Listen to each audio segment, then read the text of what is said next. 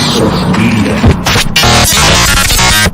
This is an awakening. Snap out of it!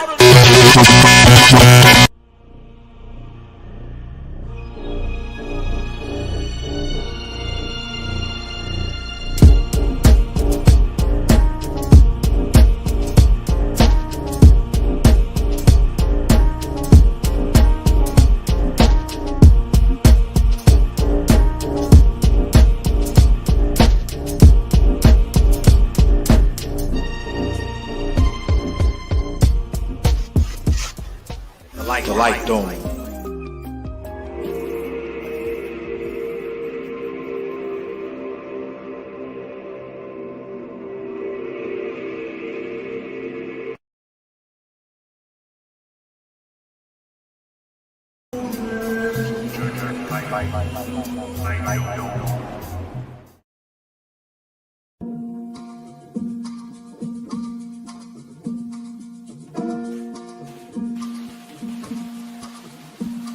If love is the quest, let's put love to test. If the rain gets you wet, let's dive into the bliss. While the world is a mess, just place your head on my chest. If love is the quest. Soul travels along the way. May I have this divine dance, one that's so intimate and at the same time from a distance. I take a long glance, the way she moves that hourglass. I'm reminded no time to take life for granted. All the signs are hinted whenever I spin her around, enjoying every vantage point is purpose. Every passing moment a curtain closed. I follow my heart and it shows. Amazed by the show, she rocks me awake whenever I look around and around. How the earth makes me smile.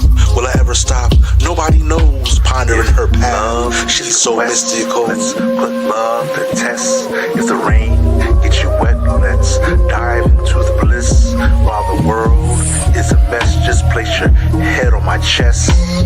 She loves the way I caress. Sacred foreplay, let the wind flow. Watch how I take back the sacred meaning of the rainbow. She kissed me high, she kissed me low. The breeze flow by, wings spread slow. I touch her soul by the thigh, then watch the inner pleasure glow. Something's in the air, cause I'm high. Raindrops fall and share sweet memories of morning dew. So what do we do, me and you? Will time ever let me stay? Lie next to you, earth, body, may I relax your mind, fly us beyond the sky. We need no reason beyond heavy breathing, moans and sighs. Factors I'm feeling you deep inside. Love is the quest, let's put love to test. If the rain gets you wet, let's dive into the bliss. While the world is a mess, just place your head on my chest. If love is the quest, if love is the quest, let's put love to test. If the rain gets you wet, let's dive into the bliss. While the world is a mess, just place your head on my chest. If love is the quest, if love is the quest. Like water takes fire, your words take my breath away. Catch up with me, stay by my side, by my side. Looking in, we're looking out from the window sill. Biding time, long enough to make this moment real. At that moment, I knew her. The spiraling of our collective energies, so sexy. Some say it's all just a fantasy. If it's love, then why not just let it be? Alternating night and day, sweet say, love's a quest, giving heartbeats meaning to light the way. If love is the quest, let's put love to test. If the rain gets you wet, let's dive into the bliss. While the world is a mess, just place your head on my chest. If love is the quest.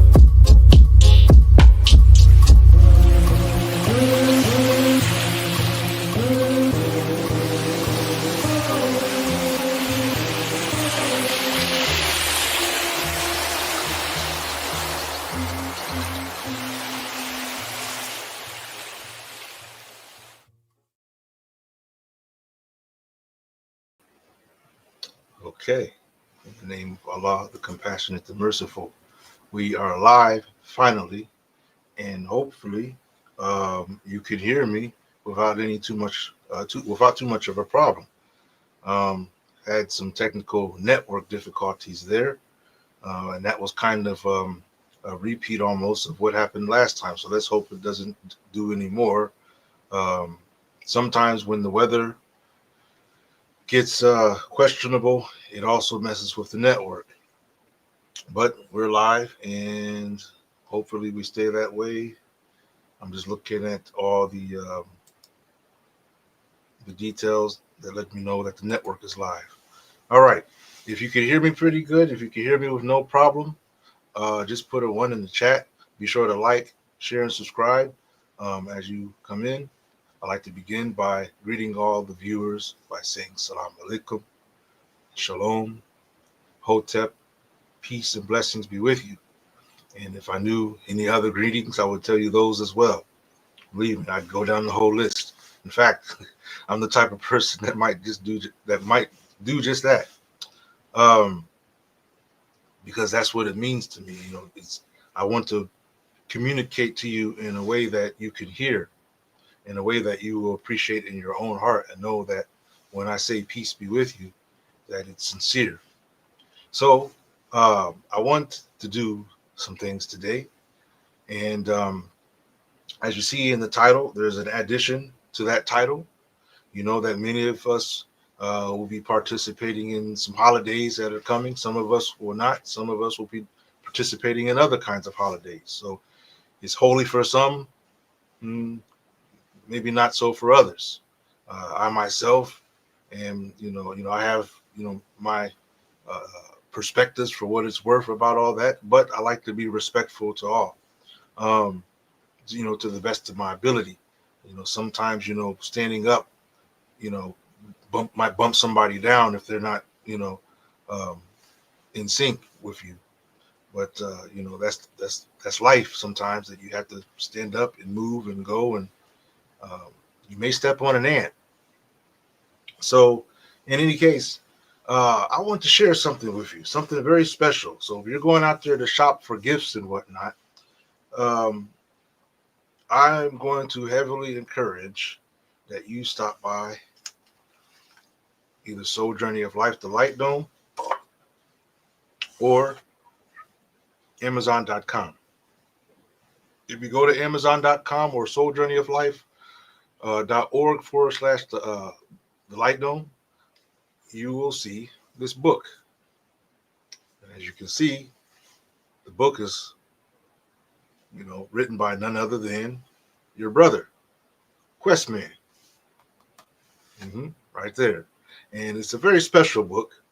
It's a book that tells of a very interesting tale, an interesting journey, an experience that is told using, you know, very curious symbolism. As you can see by the title of the book, the apple from the original tree.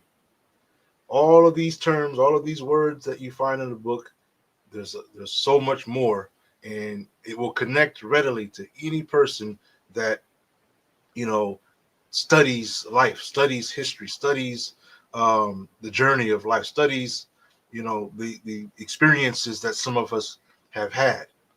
So I would encourage you to go to Amazon.com. That's probably the easiest for many of you, and purchase this book. You can get the digital copy, the Kindle version. You can get the Amazon copy. I think it might also be on Walmart.com and several other websites. You'll just have to look around at some of the book stops and type this title in and the author, me, and see what you're able to find. But this would make a very beautiful gift. And I'm not just saying it because I wrote the book, but it's a very nice book. I feel wholesome about this book. I don't feel like there's anything that I would regret, as presenting to the public from this book. It's very nice, a very pleasant book to read. So yeah, take a good look at this book. Um, I will share with you the Amazon page. I've got it set up here. Minimize some of these other things, and you that way you'll see just how easy it is to find. And there you are. There's Amazon.com, and there is, well, that's the back of the book. Here's the front of the book. There you go. There you see it. Amazon.com. Make sure you stop by Amazon.com and get The Apple from the Original Tree, a legendary fable of soul journey of life, the Light Dome. And I believe you'll enjoy it.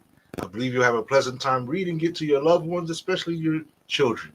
This, if you're looking for books that are colorful and whatnot, and inspiring, full of wisdom to share with your children, avoiding all the other nonsense or whatnot, this would be the book to take a look at and read to them.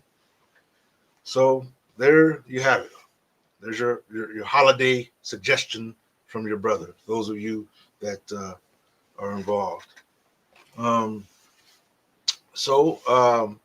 There's that. A lot going on in the world, family. A lot going on, and it can be kind of nerving. You understand? It can be nerving, the things that are going on in the world, because some of us, we I don't want to say there's fear, but there's an awareness, a reality check of the things that could manifest in a rapid way.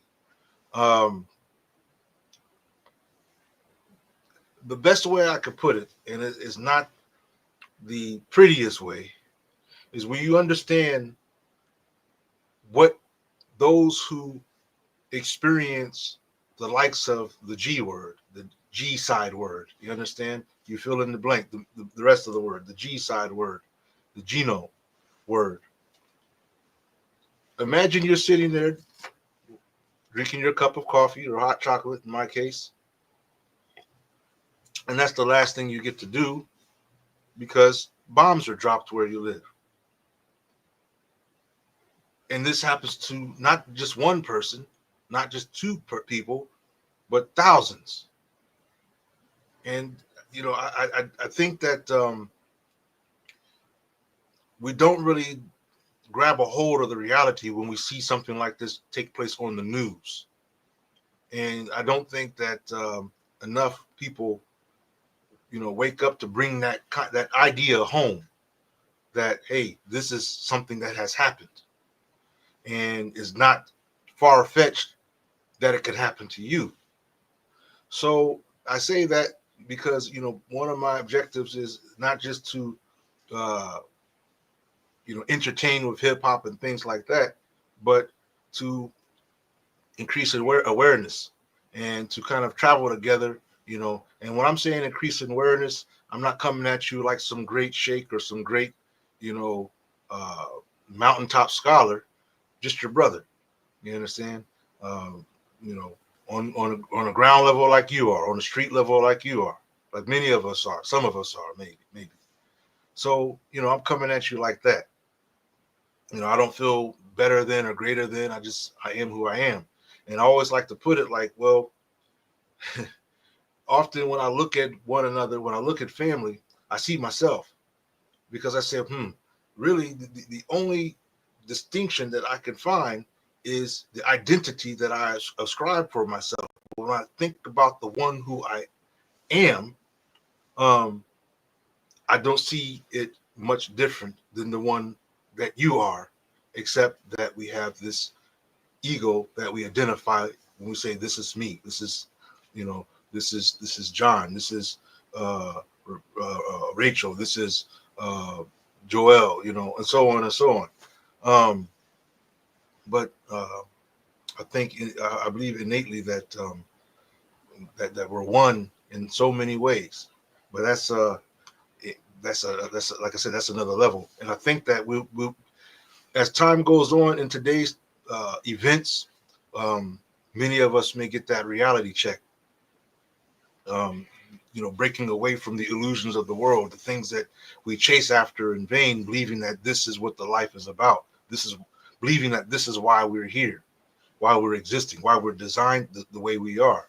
Anyway, I'm going in deep, but I intend to go in deep because this particular live, I wanted to, you know, build on something I was trying to do a day ago. I wanted to start it a day ago, but I had the network issues, and that is I wanted to go in deep on hip hop. And why hip hop? Because for many of us, hip hop has been like a vehicle, if you would, of communicating our interests, communicating, our desires, our struggles. You understand? In addition to demonstrating what we're capable of, showing our ability to have any control over. But let's continue on. I'm gonna try to keep this in a certain time frame. So basically, what we're trying to build on and explore is whether when we listen to a lot of the content as hip hop being taken as a medium for communication among so-called African Americans, so-called blacks, et cetera, uh, or uh, melanated people abroad, diaspora, if you would, taking this as a medium to communicate something. Uh, Sometimes we do it for sheer entertainment purposes. Sometimes we do it for, to try to, express protest. Sometimes we're trying to pass down knowledge. You understand? And sometimes I mean, there may be a number of reasons that an artist puts and composes his rhymes, and I want to explore that, particularly whether we can consider certain rhymes, certain verses that have been delivered from those of the past and those of the present as being deep. And when I'm saying that, hey, this rhyme or this verse is deep, I'm talking about that the content, the context of what they're saying, it has a deeper meaning that requires you to kind of think on. And even if you don't have to think much, you can still connect that, hey, a lot has been said in just a few bars. So that's what I'm saying is deep. And in contrast to it being just for mere entertainment, because sometimes people are just saying stuff just to entertain you, just to show you how they can, play around with words, and that was all they were trying to do. They weren't really trying to say anything. They just wanted to play word games, which is not an issue because it's a form of entertainment. And this isn't an objective to belittle one style or one verse over another person's verses, but more or less just to explore, are these deep verses or not? Are these something that, as I would like to put it, are legacy building? Like if 500 years from now, 1,000 years from now, if the world is still intact and not blown to bits, right? It, would these rhymes live the times? Would they survive the times? Would they keep going on? Would you be able to, for example, dig up something from out of the ground? They're looking, archaeologists are digging around and they come across, oh, Tupac Shakur. Who was that? And they're looking at this like, Tupac Shakur. What is this? Well, he's is there a heaven for a G? Are they talking about that old alphabet system from Great Britain? Is there a heaven for a G? No, what I'm saying is would the rhymes live the time? Would it be something that descendants would be honored to carry out and carry on and keep on echoing in the course of time, much like we do like scriptures and whatnot? People have been quoting verses from the Bible, from the Quran, from Bhagavad Gita, and all these scriptural sources for a long, long, long time, right? And you could well say that those were the mediums of their day. You know, the people who are responsible for the writings of those scriptures. Um, and yet here to this very day, you know, people are still chanting, singing, reciting these verses. So I'm wondering, are there any elements of our story in the hip hop culture, the hip hop legacy, that uh, would likely uh, have the potential to I can't think of the word right now, but to transcend time and space, right? And that's what we want to do. I want to try to do this.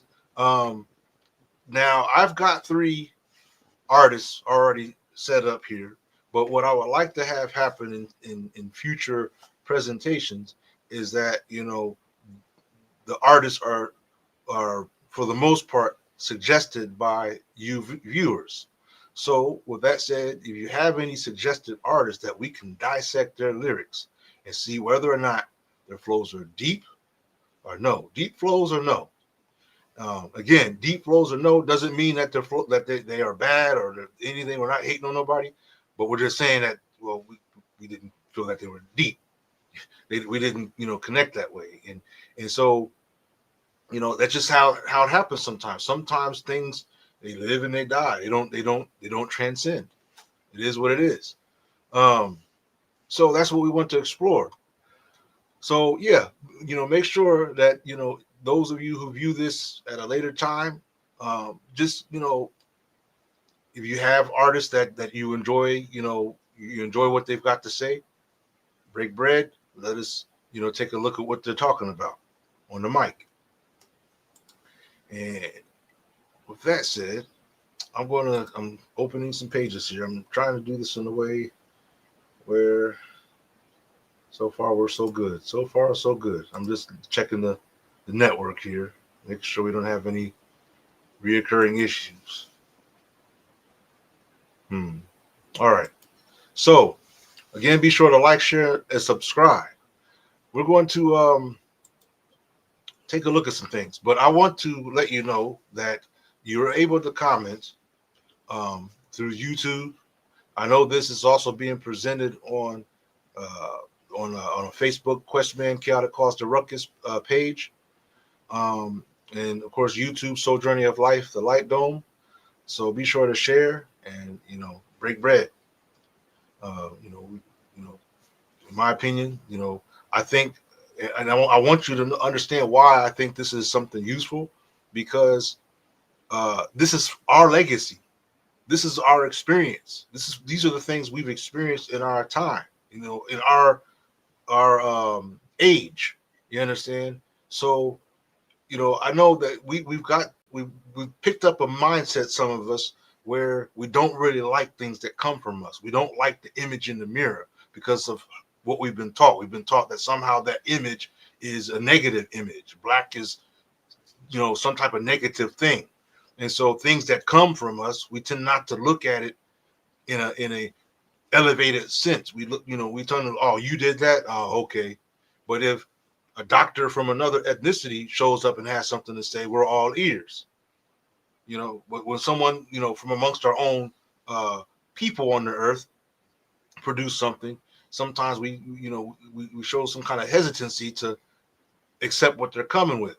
I'm saying this because I can remember, like, when Dr. Sebi was around, and how the aura of suspicion that some brothers and sisters put upon this, you know, wise man. This was a wise man of our day, believe it or not. If the Bible, quote unquote, was written now, or Bible-like books were written now, he would be in there. He would be a personality in the book, this book of Dr. Sebi, or, you know, like in some cases, you know, certain so-called prophets and sages met other prophets, you know, prophets and sages and things like that. Anyway, my whole point is, I believe that our words, our inspirations, our motivations have value. You know, these are our communications with one another. These are our communications with the Most High. So why wouldn't they have just as much value as those who came before us? Okay. So there's that. Now, so I want you to see on your screen right here. Let's do it this way. Just you should be able to see on your screen now the website Soul Journey of Life. And if I click the tab, and the reason why even though I'm on my PC, usually when you're looking on your phone, if you're looking on your phone, it'll look about like this. And many people, would be looking at it through their phone if they're going to look at it. If you click right here and you're logged in, or even if you're not logged in, you could click the village circle right here. If you can see it big enough, I don't know if my shoulder's in the way. Right there, the village circle. Click the village circle, and what you'll see right here is two sides. You see the village circle community, the village circle AI community. The village circle AI community is where you can talk to the AI character personalities or whatnot on the website itself. For advice, for jokes, for fun, for whatever. You can make conversation. There's a whole community, about 32 AI villagers that you could talk to. Or you could click this other side, and that will lead you to this village circle community where it's a public chat. This is separate from your private chat. You got a private chat there, and if you look at the bottom, you got a private chat bubble there. But in any given case, if you're not logged in, you could still see this, and it'll ask you to, would you like to enter as a guest mode or not? Then you can put a name, a nickname or whatnot, and then you can come in and chat and talk, break bread. So that is what I would prefer over the YouTube necessarily, because this is a community website. This is designed for, a select number of us, rather than, it's simplified, moderated, so that way we could have a clean conversation. So you could do that. You could come here and chat right there if you so desired. Now, I'm going to open up another window here, because this is the window that we need to get into. First, let me get out of here. I'm going to minimize that. We're going to bring up another window. And in this window, after I switch the page, right there, we're going to get to our first artist. Our first artist, and again, these are artists that I've selected myself, but inshallah, we will have more participation from brothers and sisters. Perhaps we'll be able to invite brothers and sisters to come up and break bread and build on some of this, because this is a way to kind of canonize what we do and create commentaries, useful commentaries that can benefit other people that come after us, I would say. So what you're seeing right here is this is coming from a website, if you want to know. It's called Genius. Name of the website, genius.com. And it has it's dealing with lyrics of various artists. So we're starting off this time with Nas. I was trying to look for some details to talk more about Nas before going into his lyrics for this particular song, but ran out of time for that. I did see a conversation that people were having, basically talking about how Nas's lyrics are like they kind of remind you of someone flowing scripture. That was their expression. This was in a website called Reddit. So if you ever look up Reddit, you might find that conversation where they're talking about, they say his lyrics are like scriptural. So, maybe is that expressing deepness? Are they saying he's got deep flows? I want you to think when I'm saying, when we're looking about whether these flows that these people have, or brothers and sisters have, are deep or not. Like I said, one is there's three elements to consider. Three elements that I learned, to apply on a variety of things, not just hip hop lyrics, but conversation. Somebody comes to me, oh, hey, Abdul, I got something to say. I've got something to say. I'm like, oh, time out. Is it good? Is it useful? Is it true? If it fits, if it meets all of these qualifications, have at it. I'll hear it. Because anything else for me would be potentially backbiting, potentially slander. Um, you know, don't get me wrong. Let's say somebody was trying to warn me about something, that still fits in the classification because it's good for me to be safe. It's good for you to be safe. Let's get up out of here and we can figure out whatever else later. So that's the nature of hearing what somebody has to say. There's warnings about there's morals about talking about other people in certain ways. I could talk about your character if I believe you might endanger my family or endanger people I care about, by your presence, by showing up based upon something I might be aware of about you. Then that type of talk about another person is not necessarily contrary to divine morals, if you would. Anyway, that's a whole nother um Nas, right? I think the earliest, well, I've listened to Nas many years ago. um One of the songs that pop into my mind is If I Ruled the World, where he's got Lauryn Hill uh on the chorus and what have you. But this particular song was interesting because it brought two respected individuals together on the same track, but from two different genres of music, right?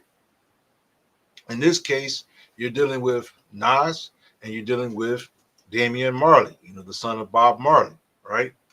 So, you know, just me saying Marley, many people already have a certain kind of feeling about, a respectable feeling about Damien.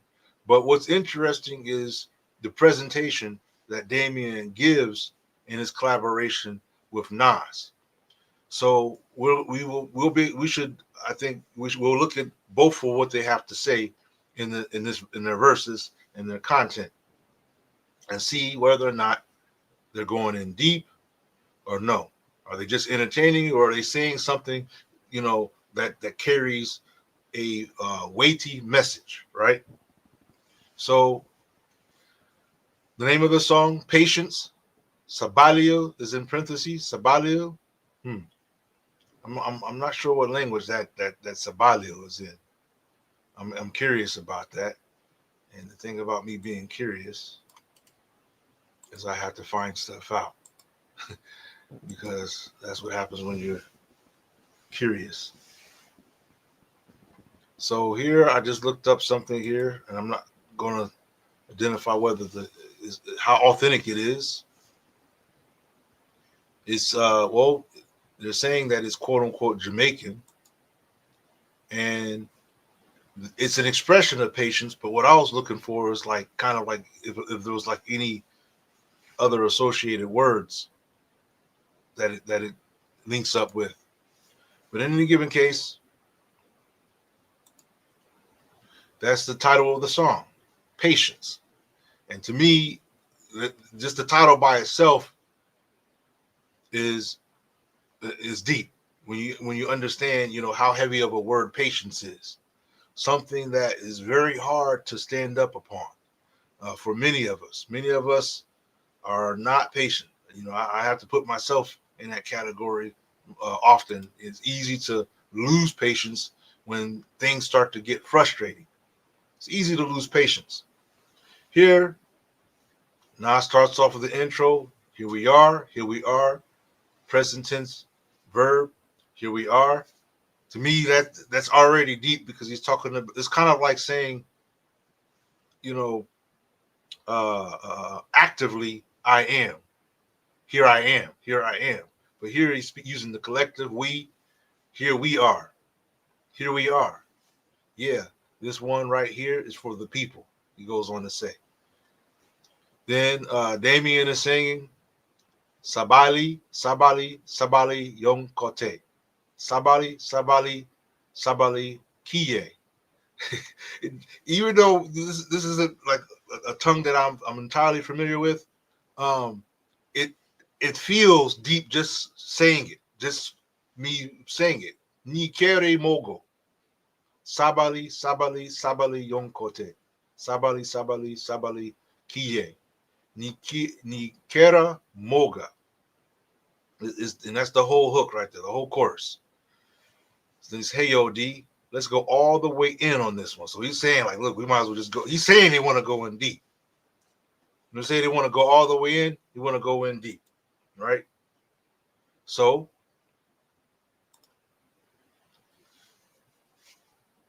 Damien sets it off. Some of the smartest dummies. See, I didn't even have to go that far. Some of the smartest dummies. You know, people who many of us. I've even put those shoes on a few times. You know, maybe still have them on. I don't know. Some of the smartest dummies where we know so much, but much of that which we know, we hardly make usefulness of. It's like, understanding the secrets of life, but you don't do anything to manifest and benefit either yourself and or others. You just know. You just know what the sun is made of, but you don't know how it benefits in a solar panel. You just know, certain things about life, but you know, smartest dummies can't read the language of Egyptian mummies. And the reason why that is important is because he's connecting our ancestry. It's only our ancestry. It's no one else's ancestry, believe it or not. It's literally no one else's ancestry. Imagine us mastering English, mastering all these languages, but we can't even master our own ancestral tongues. We've forgotten and don't even have a desire or an interest to reconnect with our ancestral tongues, our ancestral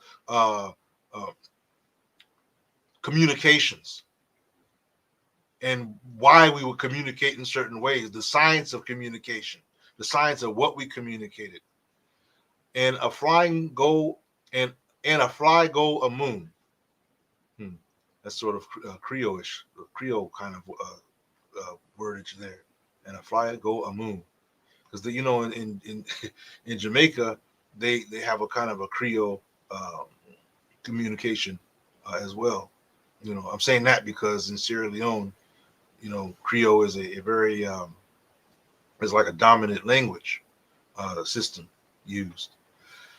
So, and a fly go a moon. He kind of makes me feel like he did a Bob Marley right there, because Bob Marley would throw something at you like that. And a fly go a moon, and can't find food for the starving tummies. Pay no mind to the youths, because it's not like the future depends on it. That's sarcasm right there. That's sarcasm. He's saying, you're not even paying attention to the things that matter. But they'll save a dog. They'll make sure they save a cat in a tree, or a dog, make sure he gets all of his shots and whatnot. If he's found in like a ditch somewhere, they'll get a crane and everything out, a tow truck, anything to get the animal out. But humans, children, families, but save the animals in the zoo, because the chimpanzee, them make big money. Saying, well, it's more profitable to save these type of things. This is how the media pillages. On the TV, the picture is savages in villages. They're talking about how the media portrays us. The media portrays us like we're just nothing but thugs in a plane. We're just thugs. We're just savages. We're just this. Imagine you being the children of those who originally inhabited this place. You're their children. Then you have some other people who are a variation of what you are, telling you that you're savages.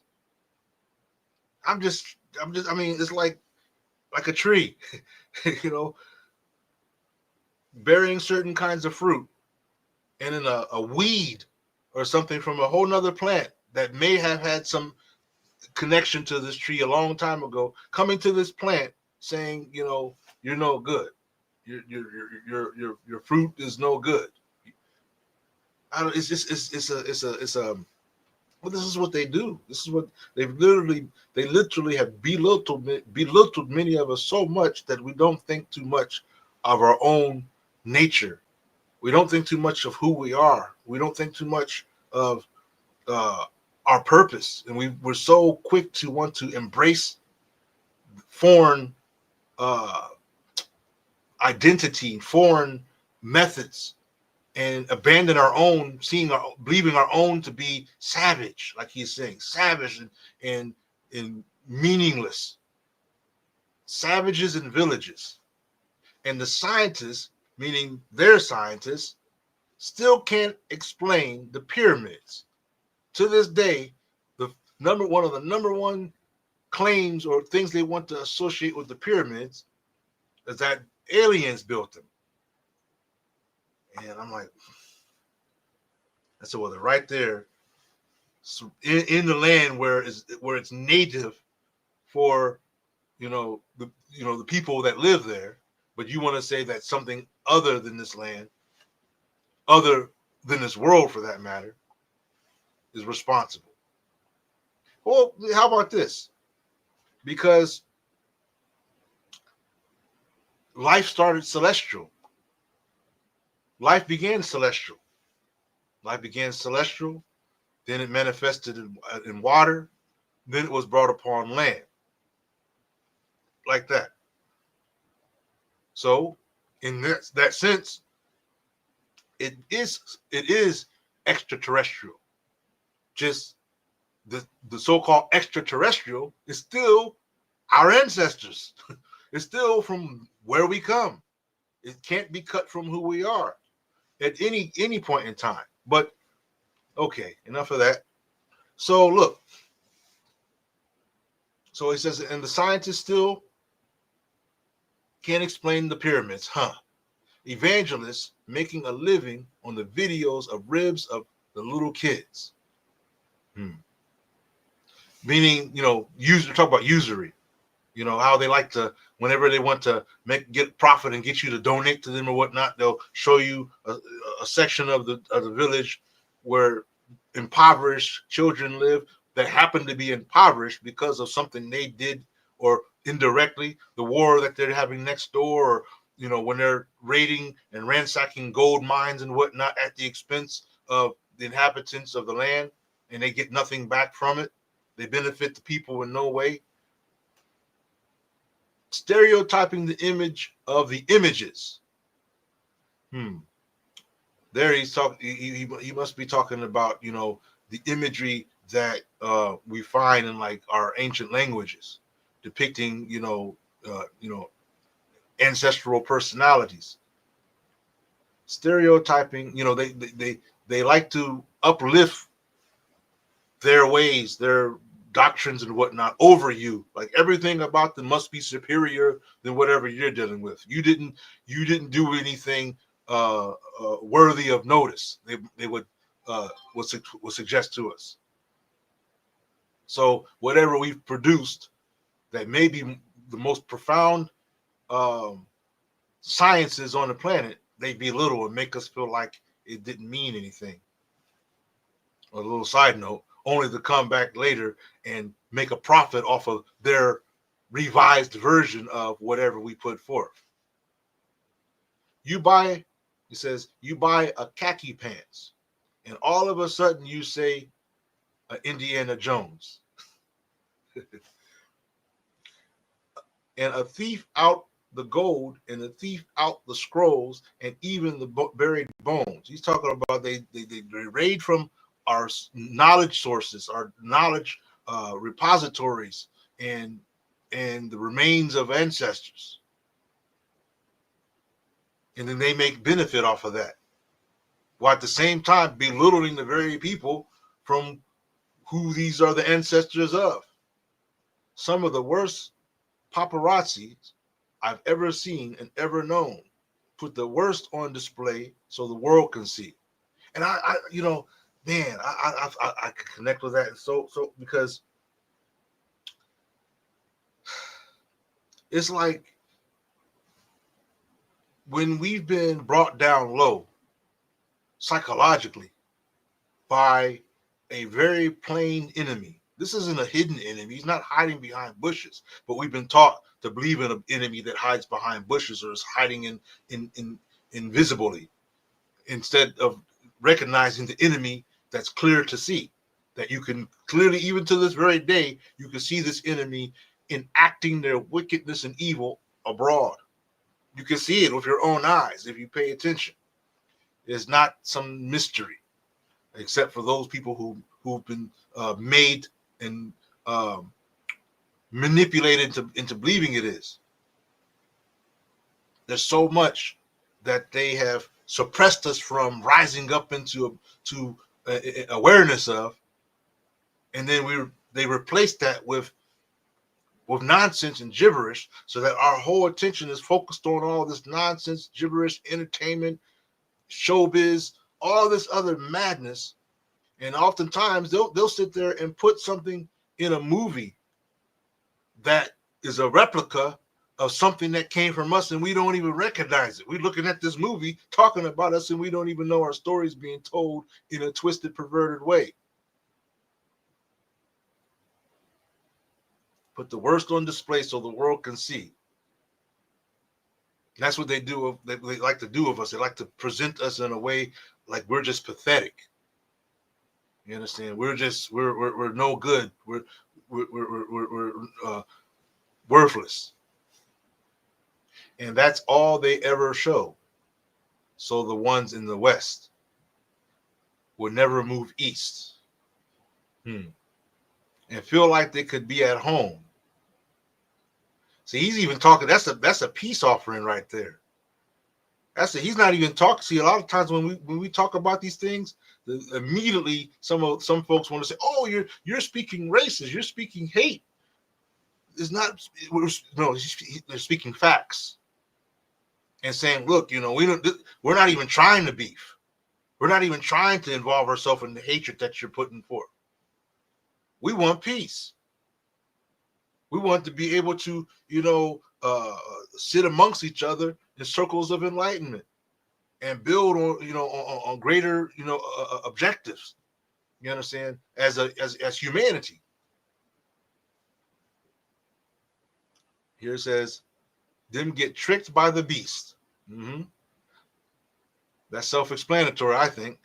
But where them go flee when the monster is fully grown? And where are they going to run? Now all these years have passed by, and this thing's been being nurtured by your wickedness, nurtured by your greed, nurtured by your selfishness and arrogance. Now it's fully grown, is able to, stand up on its own and manifest. Where are you going to run now? And I think, that was prophetic.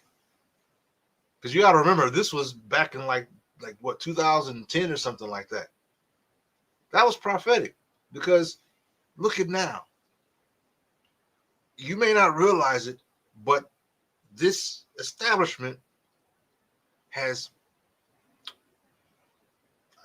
can I say, bitten off more than it could chew? No, that's not suitable enough.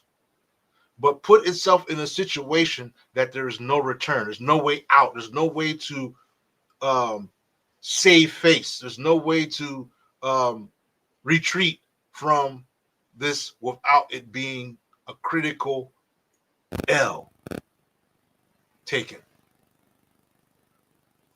I mean, and the thing is, many people across the land are sitting ducks. and don't even realize what's taking place.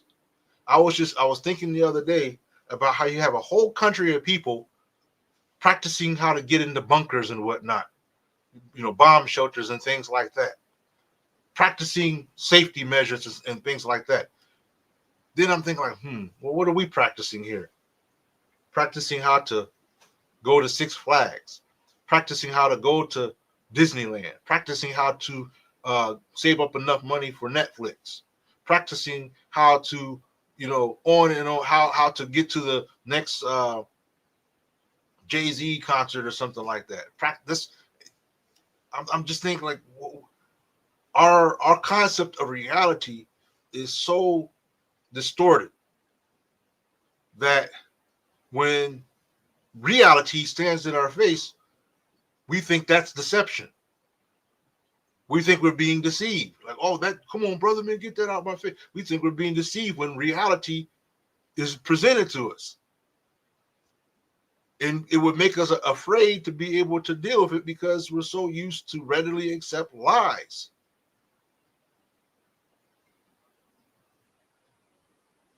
Them get tricked by the beast. But where them a go flee when the monster is fully grown? Salamanic lineage, way them still can't defeat, and them coulda never clone.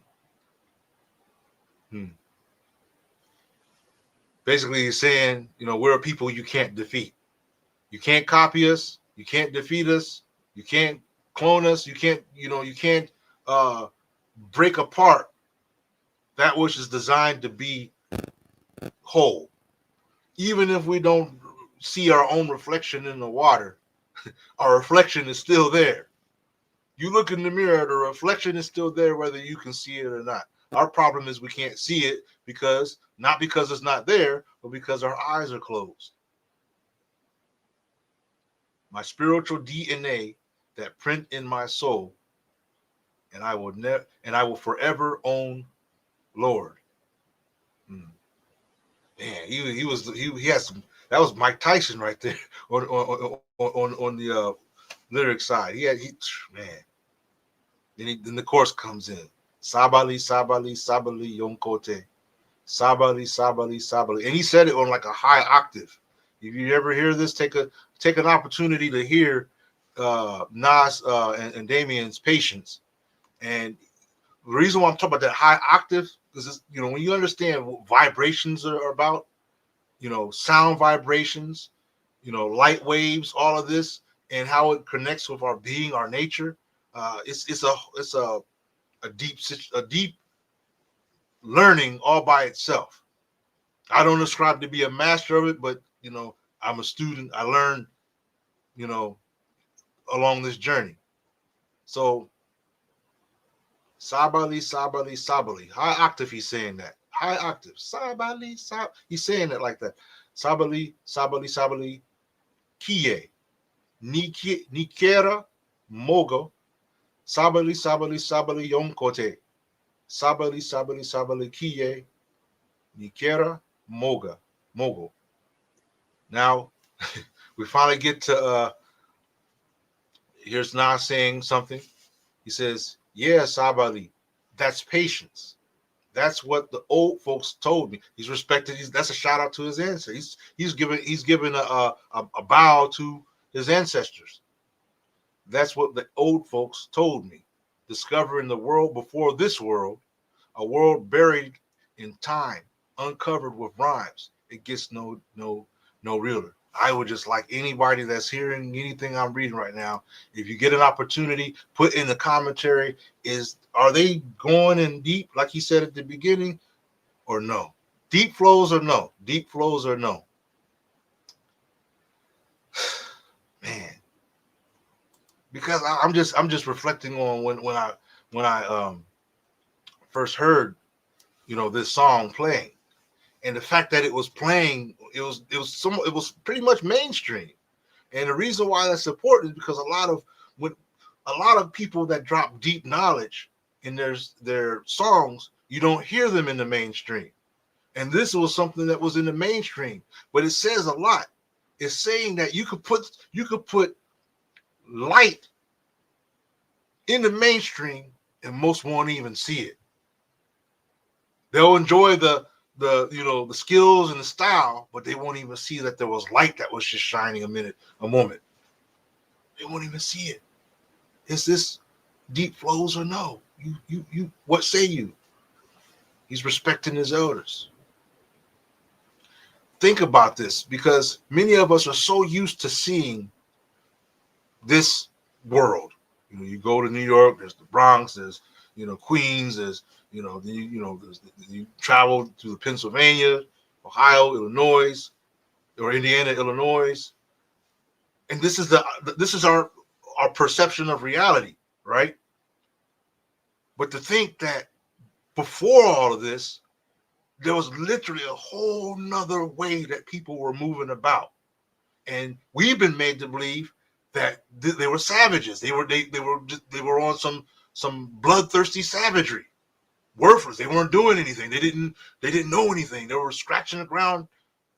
No, you're not talking about the original humans, the original humanity. You're talking about your own ancestry. That's why I keep saying, when people talk about descending from monkeys and whatnot, so you're not talking about our ancestry. None of our ancestors told any stories about coming from monkeys. Even to this day, scientists will tell you that the majority of Africa don't even have the DNA of a Neanderthal, which is a kind of a monkey man that lived in Europe, what's called today Europe. Anyway, so this respect, this bow, humbling himself before those who came before him, is heavy. A world buried in time, uncovered with rhymes. In other words, he's saying, I'm going to drop it to you, you understand, and reveal it to you through my lyrics. Is that a legacy right there? Is this something that the descendants of Nas, his followers, the followers of his followers, because that's what we would say in English, is this something that they would be able to carry forward, I should say, from generations to come? Would they be able to look at patients, Sabali, and say, oh, they weren't all like this other thing going on. They weren't like that. They had some people that was shining some light. Can you imagine? I mean, them floating around or flying around and looking like, this was Nas and Damian Marley. We got to compile this. We got to keep this. We got to put this on this little chip, right? Or this little, I don't know, it would be a chip. It'd be something else. Something more enlightening, I would imagine. But is that legacy right there? Is that something that, when it's time for Nas and Damian to exit the world as we know it, is this something they could say, yeah, I did something that was good, beneficial, and truthful. Now I'm ready for the next level. That's all. That's the question, man. So yeah, you have to listen to that song. I would encourage you to listen to that song. Whatever platform you listen to your music on, play that song and really just meditate with it. That's what I would encourage. Even when I write some of my lyrics, I try to do it in a way where I could just kind of like meditate on what I was saying. Where was my mind at when I wrote those lyrics, when I said it this way or said it that way, when I expressed it this way? Where was my heart at? We got to be more meditative of what we put forth. This is our word. This is our language. This is us right here. I know people have tried to hop on the bandwagon, you know what I mean, to like they do with everything we do. If we tie our shoe one way, you're going to look over there and they're tying their shoe the same way. Don't even know why we did it. Don't even know what we were doing. Why'd you tie your shoe? Oh, it's cool. That was cool. That's fat, man. I'm doing it too. We drop a rhyme. Oh, I can rhyme too. That's why I don't, when people talk about certain groups of people rhyming, I'm like, okay, well, what do you want? Because it doesn't mean much to me, because it's not, it wasn't born from you. You understand? It wasn't born from you, so it doesn't contain the heart that it would have if it was inherited by its descendants. You understand? When you understand this medium, we're talking about hip hop, and from where its origins derive, and then think of the inheritors. The truthful inheritors would be the people who this is designed for. Like I say, this language is not. This is English, but it's not designed for us. But we're making use of it. And one of the reasons why I like Creole is an example, and even Ebonics is an example of us making use of it and then formulating it into our own thing. Intellectualizing it into our own way because we can, because we have that capability. But then they will come along and say, "Oh, that's not the right way. You got to say it this way and that way. You sound like a savage. That's savagery right there. That's not proper English." The hell of your proper English. That's what I say about that. The hell of your proper English. It means nothing to me. I don't want it. Look, I'll tell you this, because I've been throughout my life growing up, associated with, well, you speak proper. You speak proper. And I'm speaking, the way I've been taught to speak, not because, I'm intending to per se speak proper. It's just the way the words are coming out. And what's funny is a lot of my friends that I grew up with back in the days, you would never know. You would like, man, what you would hear how they're talking. They'd be like, and here comes Quest Man. I'd be like, well, even my own family, you sit, there's my brother, there's my sister, here's how they're talking, here's Quest Man. It just, it happened that way. But I think more of the reason why it happened that way for me is because I dig metaphysics. And so, like the vocabulary that comes with that environment is, these are some of the way of the words, if you will. I dig metaphysics. I dig scholarly, writing, scholastic writings. And so because of that I believe would affect the way I communicate. So I'm communicating not because I desire to, perfect proper English, but because that's just the way it happened as a result of my journey. But you better believe that the heart of this brother Questman is 100% we. 101% we. You understand? So, in my colleague Muhammad voice, you understand? You understand what I'm saying? You gotta check out Khalid Muhammad. All right, so let's go on to the next one. So we're gonna go. We'll do Tribe Called Quest. We'll do a different song from them. So this is Tribe Called Quest. And the reason why I jumped to Tribe Called Quest is because many of you may not know, but often when I would go to work, back in the days I used to work at an auto plant for a little while, and it was like a 40-mile drive. Can you imagine 40 miles back and forth every day? I know it's small compared to some people that travel further than that.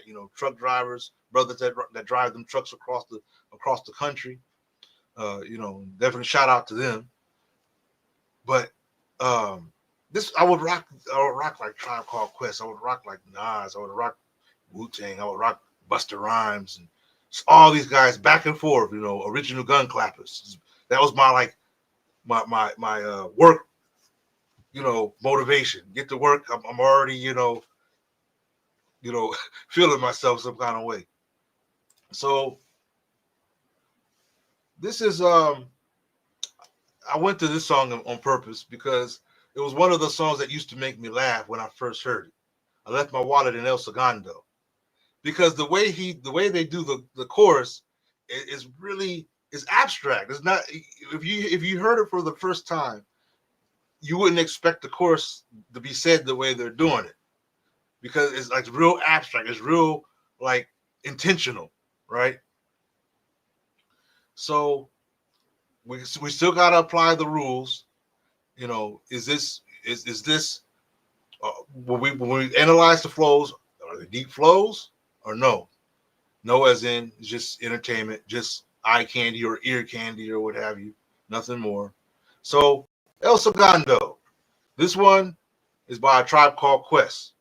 And you got Q-Tip, you got Fife.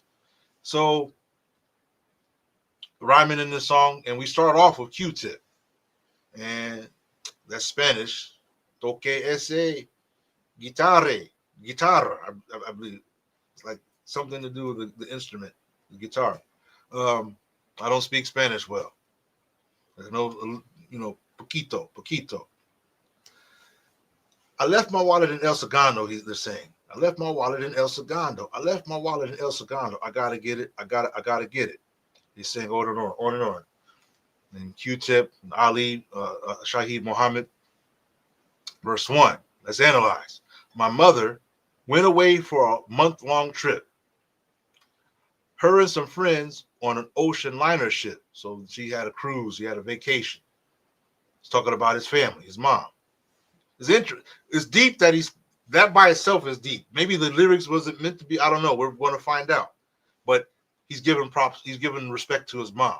You got to think like an artist when you're listening to an artist. You got to think, why would they start when they're compiling their rhymes, when they're wordsmithing their verses?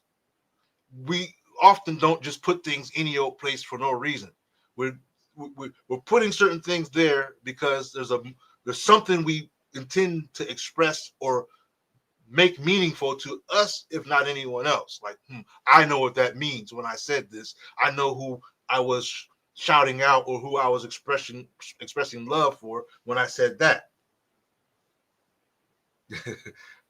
Yeah, definitely. I definitely like Tribe Called Quest to this day. So he starts off with Mom. My mother went away for a month-long trip. Her and some friends on an ocean liner ship. She made a big mistake by leaving me home. See, I had to roam, so I picked up the phone. So they're about to get into some they're about to get in some troubles. But what's interesting, sometimes when we get into this kind of trouble that he's talking about, we end up with some profound experiences. Dowd Ali up to see what was going down. Told him I pick him up so we could drive around. Man.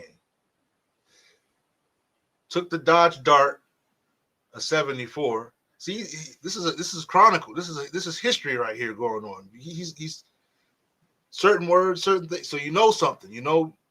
He's got a friend named Ali. He respects his mother. His mother, likes to travel. I'm saying look beyond the rhymes sometimes and try to understand or try to connect with the mind of the artist. You know what I'm saying? What's in them as they're writing and dropping their lyrics. Going back to Mom. My mother left a yard, but I needed one more. Shaheed had me covered with 100 greenbacks. So we left Brooklyn and we made big tracks. That means they traveled and traveled and traveled. Quickly.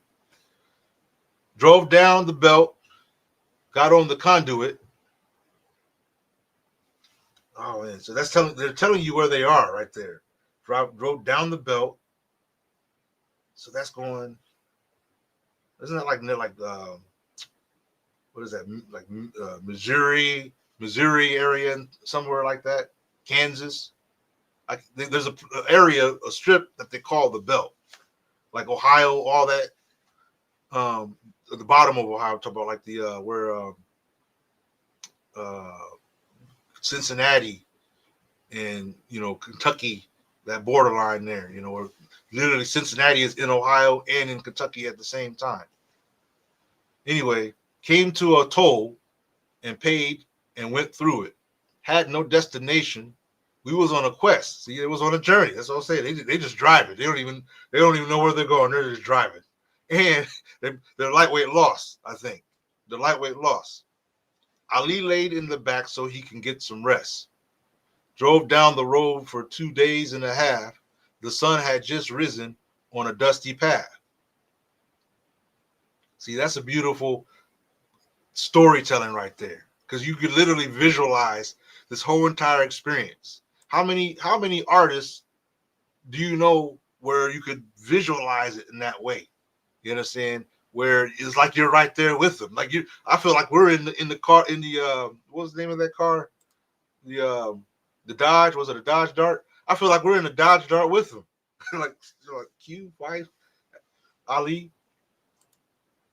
Just then, see, that's that just then, that storytelling mode.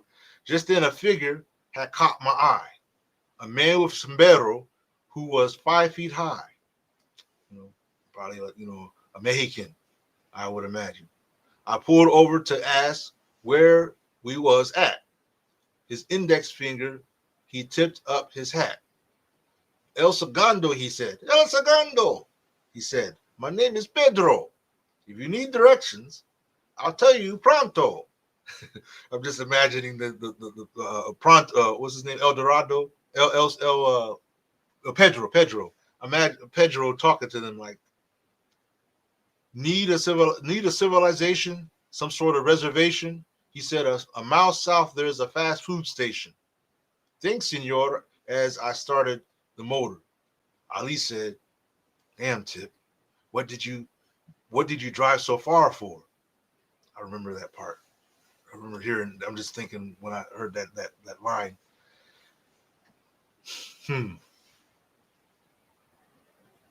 That's a soul journey right there, family. You really realize it or not? It's like they just got in the car.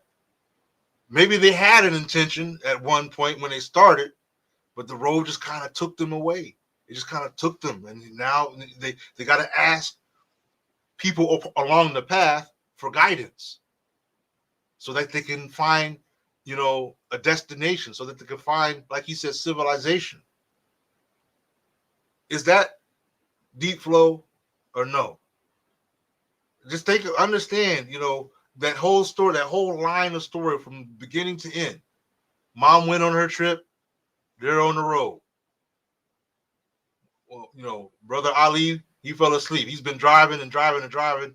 In those days you switch drivers. Somebody else would take the wheel. So Q-Tip's on the wheel. Ali's sleeping. Question is, does Q-Tip know where he's going at that time, or was he? Sometimes we could sleep drive too, pass the signs by and everything, miss the exits to get off of. You're like, where are we going anyway? So, Skit, well, describe to me what the wallet looks like. So this goes with the title of the song. Verse 2. Anyway, a gas station we passed. We got gas and went on to get grub. It was a nice little pub in the middle of nowhere. I'm just remembering when I could hear like a Fife's voice. I think it was Fife that was doing the voice of Pedro. I can't remember. I think Fife did the voice of Pedro. I have to play it again. It's been a long time. So we got gas. We went on to get grub. It was a nice little pub in the middle of nowhere. Anywhere would have been better. I ordered enchiladas and I ate them. Ali had the fruit punch. When we finished, we thought for ways to get back. I had a hunch. Ali said, "Pay for lunch."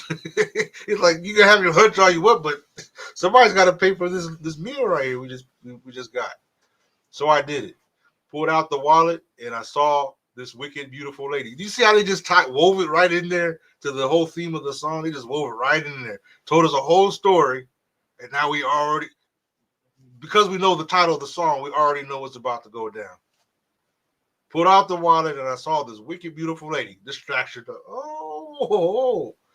He was distracted, right? She was a waitress there. Pulled the wallet down and stared and stared. He got draped off. Like Bernie Mac would say, is draping you and draping you away. To put me back into reality, here's Shaheed. Like, come on, yo, Tip, man, you got what you need. I checked for the keys and started to step. And what do you know? I forgot my wallet.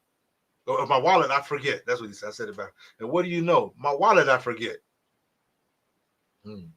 It's interesting how he said it with the word like that, the word in that order. So we'll carry on. Check out Q-Tip. Check out the Tribe Called Quest. I Left My Wallet in El Segundo. I think you'll enjoy that song. But the question you have to ask yourself, was it deep or just entertainment? Now, here's why this is a trick question sometimes, because sometimes things can be deep and entertaining at the same time. Sometimes things are just more deep than it was entertaining. You want to listen to it more than just be entertained. Sometimes things are entertaining in the sense that it's humorous. It's telling you a story. There's a deeper underlying message, but it's humorous at the same time. Buster Rhymes is good at something like that. He would drop a lyric, and if you hear the underlying content or whatnot, it's kind of humorous. And at the same time, he's throwing at you the metaphors in a certain way. So, you could let us know. Was and I left my wallet in El Segundo. Are they dropping it deep flows or no? Let's go on to our third song, our third artist. And here we go. This one, this is a member of Gravediggers. This is produced by Prince Paul. This is Gravediggers' song, Constant Elevation. So I wanted to select this one. It's yet another one that I used to listen to. I don't think I used this when I was driving to the auto plant, but this was more like at home, like you're at home chilling, relaxing. In those days it was a cloudy room inside for some reason. But those were the days. Those were the days. But here we are with Gravediggers. And the reason why I tend to like Gravediggers is because I think you'll find out why, even in this song, because there's something about the collaboration between all of these brothers. RZA, you understand, Grim Reaper. There's something about their collaborations together that they've literally their voice patterns, their sounds. It sounds similar, but it sounds different at the same time. Like they're unique styles, but because it's like they're harmonizing themselves as one. That's what I get out of it, and I kind of noticed that even now that I'm thinking about it, when I heard some collaborations on some of the later the Wu-Tang joints, some groups of people, some artists, they were clearly different than everyone else, and even though they were amongst the song, the members of the song, they still stood out in their own way. I would say Method Man is an example of that. ODB is an example of that. No matter what the case is, they just stood out. But when you think about Ghostface and Raekwon, when you hear them, you got to pay attention, because sometimes they'll start their voices and their deliverance will sound like it's blending together, even though their styles are unique. Raekwon style is Raekwon style, Ghostface is Ghostface style, Capadonna. Their styles are their own styles, but sometimes when they're together, it starts to blend in. Where you don't even remember that. Hey, these are 2 or 3 different MCs, lyricists right here. And some groups are like that.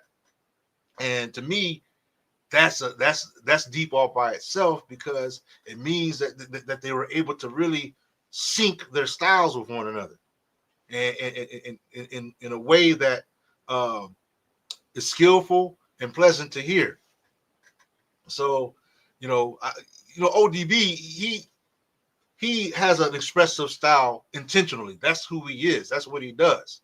So, I don't know if you've ever seen any videos where ODB, has a concert. He would do a lot of unpredictable stuff on the live concerts, and they know that. That's why they know he's going to do something. So you go out there, do you, ODB? Inspector's gonna do what he do, Jizz is gonna do what he do, Riz is gonna do what he do. But you go out there and he would just grab the mic and the show haven't even begun yet, and he's already entertaining the crowd. Just have them amped up just off of him, ranting and saying what he does, having them laughing.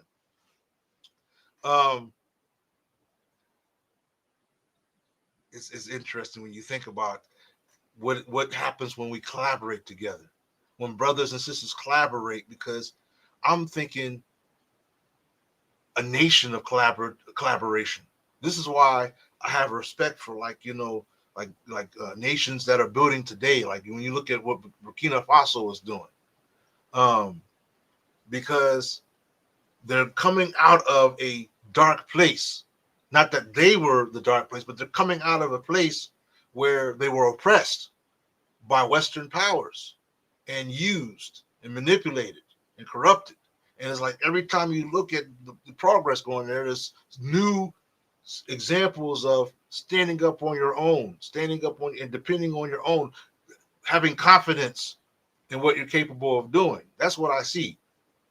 And it's not an easy road. Some people think that, governance and things like that is cakewalk, but it's not easy to be able to handle that responsibility and still have the hearts of people. Because, in some cases, somebody's always not going to like something you're doing. There's always going to be somebody that has an issue with what you're doing, even if what you're doing is in their favor. And oftentimes, we experience when that happens, the haters show up. And when the haters show up, whatever you was trying to do, as noble as the idea might have been, they're going to try to chop you down. They're going to try to find some way to, axe your development. And it's crazy because this is in their favor too. You got folks that will look out for you, them, and more, but there's always that hater sitting over there in the corner, not understanding that, not getting that, because it's not him doing. See, the thing about haters is they actually admire you, but indirectly. A hater wants to be doing what you're doing. They just don't know how you did it. They don't know how you got into that capacity, that potential to do what you're doing that they're so amazed about. So that leaves them, well, since they're not willing to humble themselves and participate and collaborate, they would rather hate. And I didn't mean for that to rhyme, but it happened that way because I'm Quest Man. So anyway, so let's go in. Verse 1, the Grim Reaper. This is the last artist we'll do for today. Beware, 4 figures appear through the fog. He's already talking prophecy content. Yeah, grave diggers cut like a sword. Fear makes your brain go numb. Is he dropping something knowledge there? Is that fitting the 3 formulas? Truthful, useful, good, truthful, useful. I think so. Fear makes your brain go numb. So he's giving you a warning. Don't hang up the fear. Actually, you know what? Because fear, you can actually convert that energy, take that same energy you would be fearing, and use it as motivation instead. Use it as motivation. You ain't got a clue where the gods come from. Wow, man, really? Y'all listen. Is anybody listening? Is anybody? Man, I don't know, because it's like, okay, anyway, y'all ain't got a clue of where the gods come from, he says. He's talking about our origin, our ancestral origin. We don't even know where we came from, many of us, even though all the signs and relics are all around us. It's like, our ancestors knew a few things. They knew what kind of an enemy we would encounter. They knew how to communicate in a way that our enemy, no matter how hard they try, they could never decipher the communication, that because their brains aren't wired that way. When their brain is more inclined to a linear right brain approach, as opposed to a left brain abstract approach. So they communicated their signs that way. That only a mind that would be receptive to that could be able to interpret. And that's why, to this day, you see that, we are the best vehicles for the art of hip hop. We are the best vehicles for these type of things. And pretty much anything you put forth, we end up being the best examples of it. Anytime they show us up on something, like how about golf? You find somebody that can excel in that. How about tennis? Got you there. How about hockey? Nope, got you there. And that's just sports. That's just sports. But then what about historians? That's what I like to get at. What about the historians? What about the scholars? What about the men of medical knowledge? You end up finding some of us excelling there. That's what I got to go back to Dr. Sabi, Dr. Layla Africa, on and on. People that have, earned their badges of honor. Anyway, you ain't got a clue of where the guys came from. Grim Reaper said he was being mean to the average folk right there. he was letting them know you still asleep. I told myself to exist, and then I fled. Man, I know there's a lot of people in the back of the church that are going to have a problem with that line right there. There's a lot of people who are going to have trouble with that line, even though in their book, we created man. Even though in our scriptures, we are closer to you than your jugular vein. Even though I tell people all the time, I say, look, does the scripture say that God is one? Yes. Does the scripture say that there's none like unto him? Kul hu Allahu ahad, Allahu samad, lam yalid wa lam yulad wa lam yakul lahu kufuwan ahad. And there's none like unto him. So when you describe when you use a certain kind of noun, a pronoun, to describe yourself, we, I, and you're saying there's only one. There's only one in nature, in quality, in essence. Then what do you have? What do you have present with? What do you have present? What manifests you? What manifests you? And these type of words, it just is what it is. There's nothing really to be said. I told myself, exist, and then fled. Then I fled over millions of sperm cells, and I found the egg. He's being mean. He's being mean. He's being mean to the people who refuse to think. I'm not saying that anything can be challenged for validity, authenticity, but you also have to measure out whether or not you actually understand what you're challenging. What sense does it be to challenge something that you lack in understanding? Then what kind of a challenge is that? What kind of an argument would you bring to something you don't even understand yourself? And often that tends to be what the case is. One of the things I say to people who have a bone to pick with scriptural texts, I said, what you're saying has misled these people is not these scriptures, is not these writings, but because often the people who are misleading the people don't even refer to these books. They give a commentation or twist. I can remember as a young man questioning the pastor about certain things he was saying that wasn't in the book. He would take one little, and it used to make me mad sometimes because he would take one little line out of a verse of the Bible and cite it. So you heard that little verse, and then he just runs off. Marshmallows, soup, dip, catnip, a whole bunch of other things, and then get back to, and the Lord said, what does that have to do with that verse? What did you do there? Because what you said in this is not. So what I'm saying, that they're not connected. The manipulators, the deceivers, and wisdom is not the same, and they're not even the authors of these writings anyway. They're not capable of authoring the formulas that you see in scriptural text. They're not capable. They've never been. That's if you understand. I mean, if you go back to like Socrates' time, when where are they going? Where are they traveling to? They're traveling to our ancestral lands to do what? To learn things that they can't even understand. Socrates is saying himself, he's confused every time he goes to a person to question him. He's confused at their position, and he's stuck on just trying to understand what virtue is. So it says. He's just stuck on that. Just a little tidbit, and he can't even get that together. Things that these people have been mastering and manifesting since they manifested. I told myself to exist, and then I fled.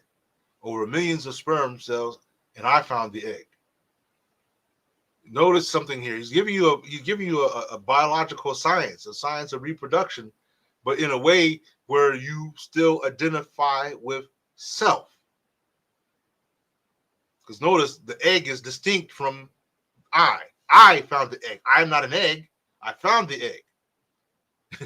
Understand that, because that's something that the West would like you not to really think about, that you literally left the loins of your ancestors. You left the loins of your ancestors and implanted yourself into the garden where there rests an egg. You planted yourself to a mothership and developed over a period of time. Imagine that. Imagine being hardly something you could focus on in the microscope. Then it starts to experience this action called meiosis, reproductive cell division, and then it starts to divide even more. It forms this torus-shaped object while you're still there. You didn't go anywhere.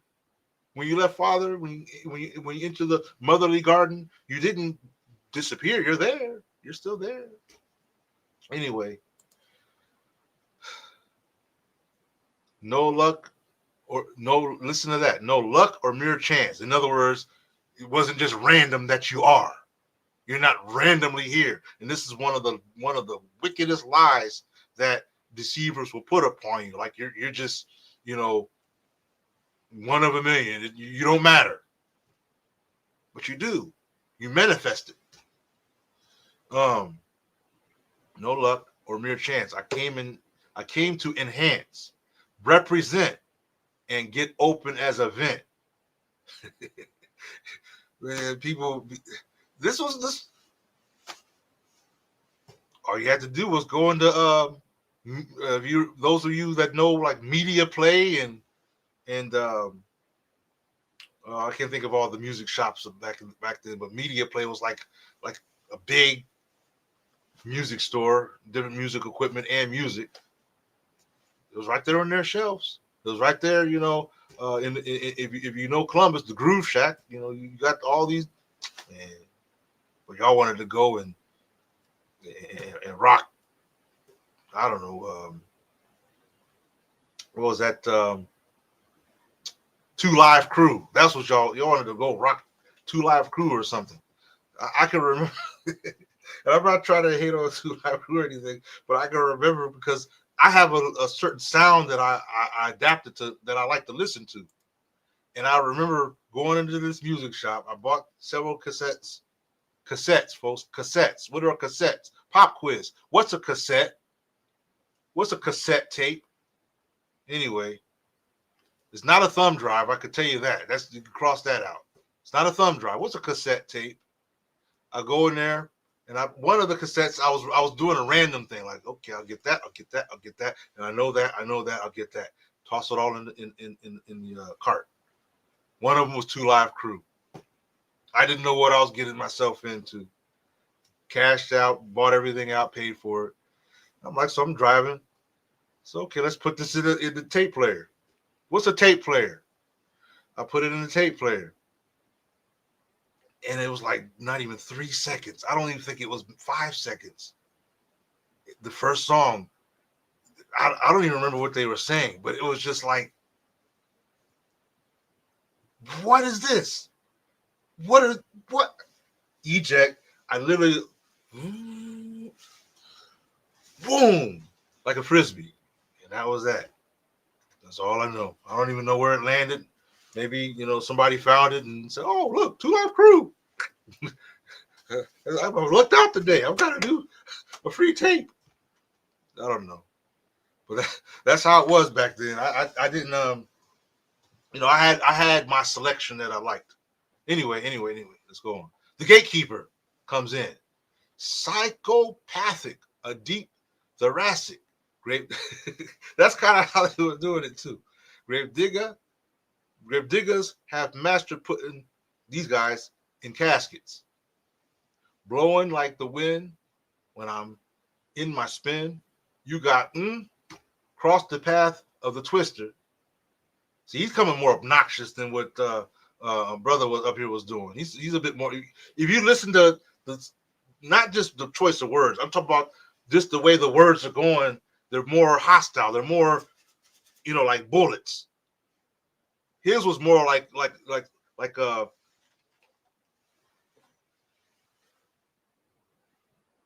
more like that, And then the Gatekeeper comes in with this.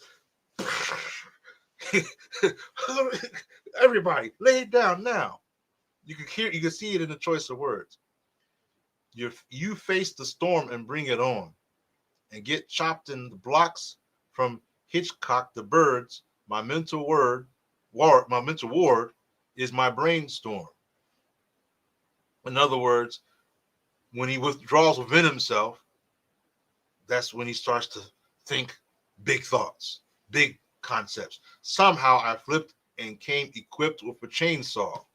In other words, when it comes out, when he expresses it, big things happen.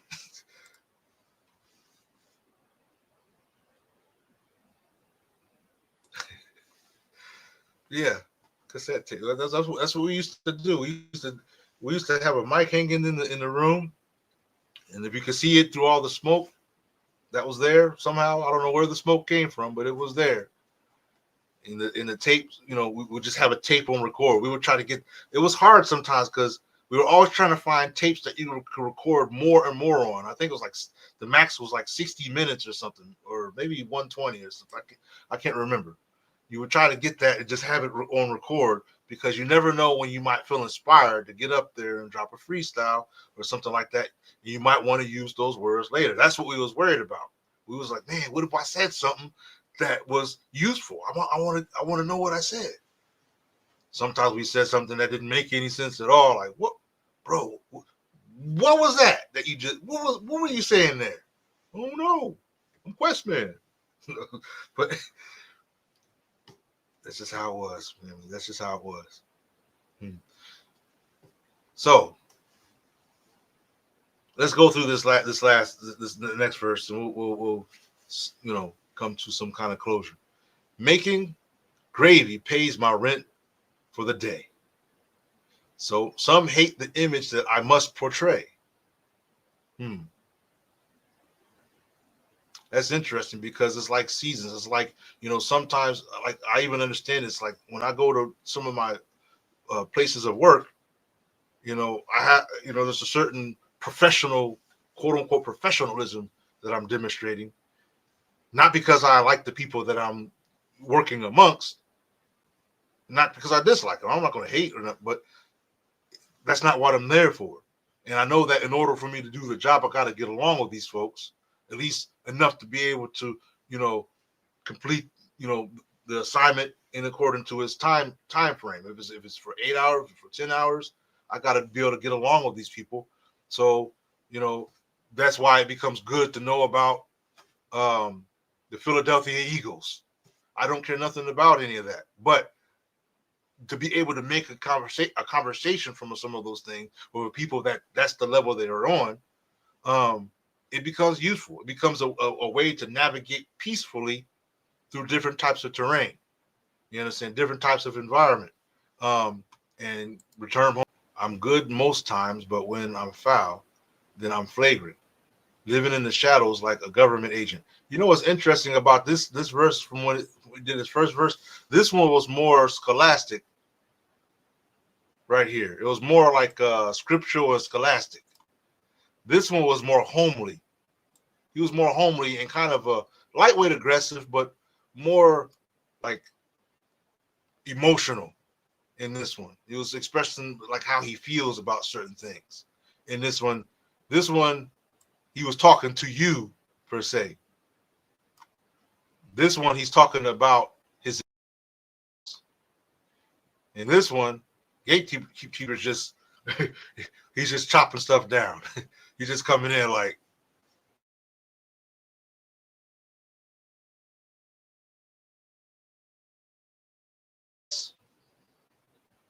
that's our three artists for today. Like I say, next time, be sure to put in the commentary of this live when you see it, the comment section open. Put in a commentary, the artist you would be interested in dissecting, past, present, or future. Not future, but well, future, right? Past or present, and put that in the commentary. Who they are and the song that you want us to deal with. And that's what we'll go with next. If that happens, otherwise I'll be pressed to select myself again. I want you to know, dear family, that new album, December 9th, The Light Dome Effect, Questman. Be sure to keep an eye out for the new album. New video premiere, Fatherly Advice, December 7th. New video premiere. Got some new songs. I got a song titled Pray. I know the day is coming up soon. I don't remember the date. But keep an eye out for Pray. And then there is another song, an Afro beat style song. For some reason, it seems like folks in my homeland enjoy my Afro beats. So I got another one coming out. The first one that everybody was enjoying was Breathe Flow. Check out Breathe Flow, souljourneyoflife.org/The Light Dome. You can check out all kinds of Questman music there for purchase. You can, wherever you feel comfortable listening to your music, check it out. You have a new song that's coming.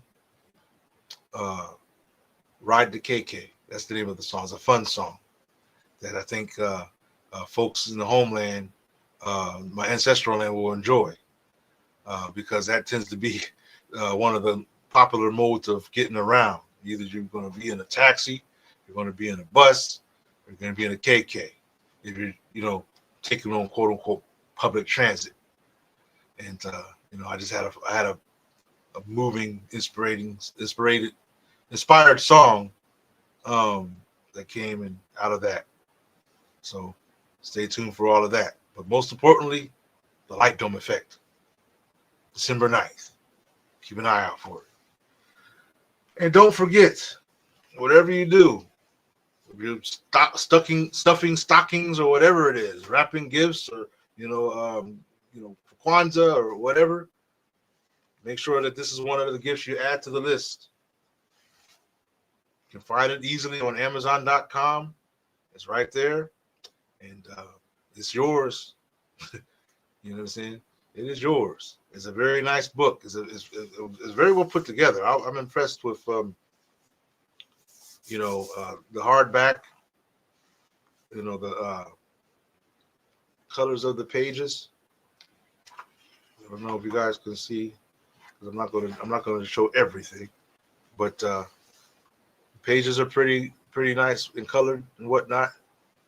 But yeah, make sure you get you a copy of The Apple from the Original Tree by your brother Quinn.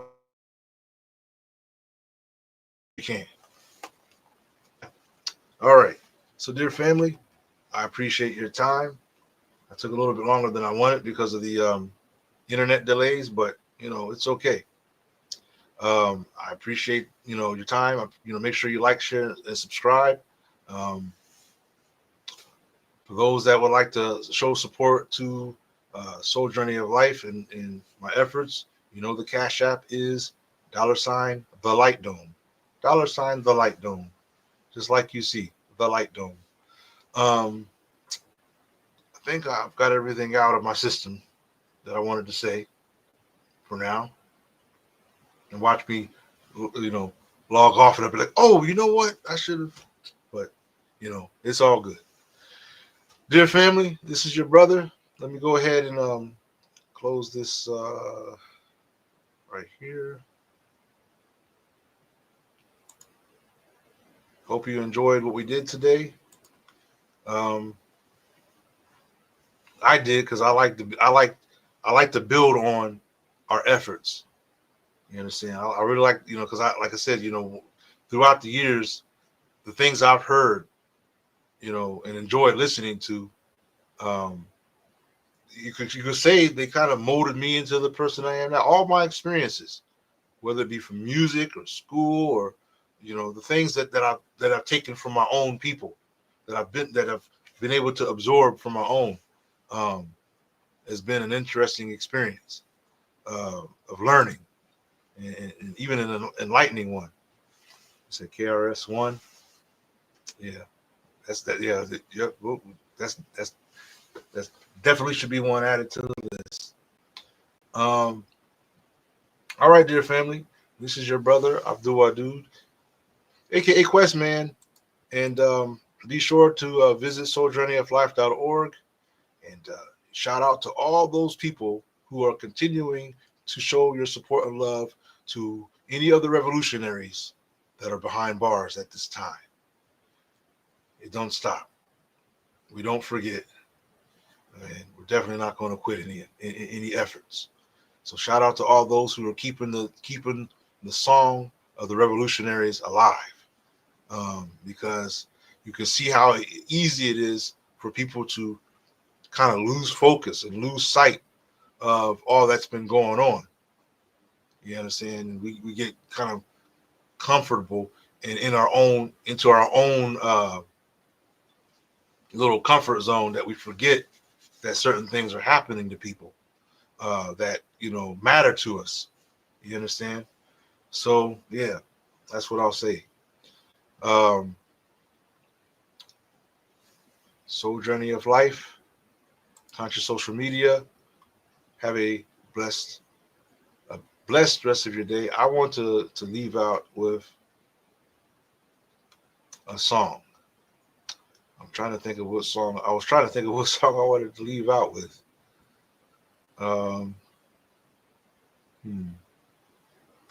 Check out the new video for Breathe Flow, the new video for Sierra Leone. Very nice videos, very well put together. A lot of heart put into those videos, and make sure you share them with other people. So I'll go out with Some Days, because I haven't heard that one in a while. It's my own song. I haven't even heard it in a while. Stay blessed. Westman. Assalamu alaikum. How's it going, family? Got a moment? Come walk with a brother. Just got a few things on my chest. You mind if I break bread with you? Just for a minute? 90 shots, 60 to the body, the beast strikes again against the guard. A moment of pause. Rest in peace, Jay. The sun can still shine on a rainy day. From where I stand, just another black man striving hard. You understand? I write these bars like the 12 tribes. I vibe when I see we come together. I ride like Maya Angelou, come closer. High five like my Baba. Right. Keep the light on bright. What a righteous mess. How do we fight the stress? They say we are divinely blessed, but the weight's oppressed on my chest. My soul is on a journey called life. I sigh as I caress the dark melanated skin through the night. As I look and I see manifestations of one divinity. Breathe. It was inside that I holler to the source of the voice of many waters, beseeching the holy powers, signs and symbols. My rhymes not for the simple. That's me standing outside looking inside the window of the light dome. On a need to know. Now watch me flow. Some days I just want to be. Some days I just don't want to see. Yet it's often so clear to me. Sometimes things are just the way they meant to be. A burden that I must bear, yet one never too hard to bear. In the mirror sometimes I just look and stare. Oh, you think you're somebody, but what if I told you what you see is only your perception of reality? And nobody cares about the way you think things ought to be. Walk water cautiously, make sure you walk in a way that's drama free. Somebody pass me the keys to the heavens. My eyes, I see the God everywhere. Especially when I watch the way she moves, especially when I observe the glow of the moon. Wake up. Meanwhile, back to the noise of the world, the murder, the hatred, the rain falls against the pavement, red and blue lights flash in the distance, black cries why. It was in that instance I knew the value of life should never be taken for granted. And damn it, the devil's a clear enemy. Yet with the light of God, you can handle it. Just hold on to the rope of Allah a little longer, and make sure there's a light on in the dome of each one you're standing with. Don't assume or take the risk. The test, the way they meant for me, the way it's meant to be. After the rain, it's clear to see. Some days I just want to be, just want to be. Some days I just want to be. Some days I just don't want to see. Yet it's often so clear to me. Sometimes things are just the way they meant to be. The test, the way they meant for me, the way it's meant to be.